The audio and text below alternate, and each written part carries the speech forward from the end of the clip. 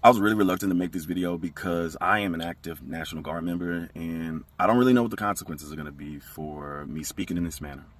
But what I do know is that the American people deserve to know how we are being used to police you and how you are footing the bill for it. In the National Guard, unless we are federally activated into a federal mission, we normally operate within our state doing state missions, and our commander-in-chief is our governor. Now, in times of crisis, the National Guard can be activated by either the governor or the president to do federally funded missions. And right now, the president has declared there is a crisis in D.C. But according to this, the president isn't authorized to use military as law enforcement on federally funded missions. But there's a loophole that allows National Guard members to do federally funded missions but stay under the command and control of their state's governor. It's called Title 32. And conveniently, when in that status, they are not subject to this act. Normally, Title 32 is used for training and exercise purposes, but right now, it is being used to legally send troops to D.C.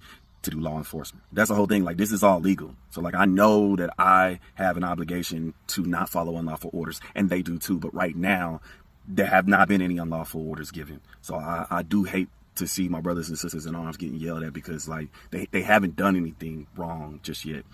But just because a thing is legal does not make it right. And that's the main thing I want people to focus on, is that it does not have to be this way.